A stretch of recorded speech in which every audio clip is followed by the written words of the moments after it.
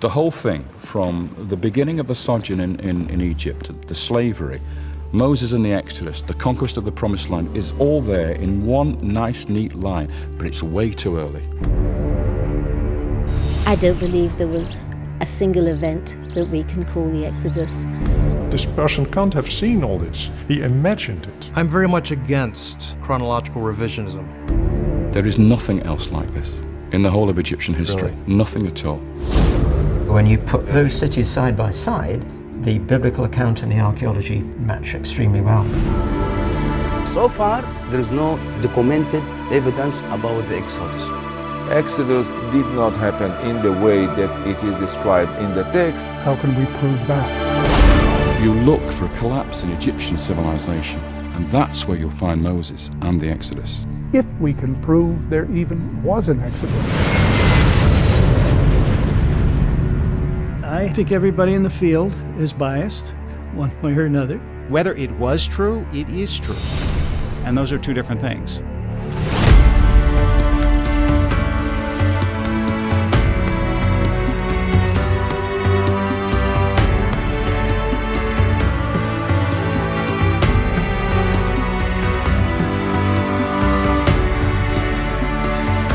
Ani, Ana, and Anel.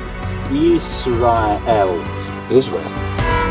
There's a high probability that we're looking here at Joshua's conquest. I hate to disappoint people, but we have no evidence for a single mass migration of people from one country coming into another country. There are no archaeological sources that could prove this took place. We have no evidence.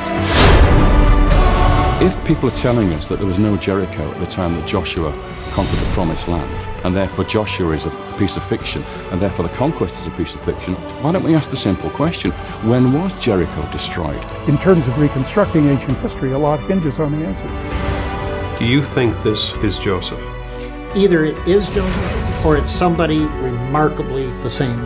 We have tombs that are clearly those of foreigners, Semites. We can tell this by the pottery, by the kind of weapons. These are not Egyptian-type daggers. They have donkeys in some cases buried with them. This was not an Egyptian practice. This is real evidence for the time when the Israelites were in Egypt as slaves.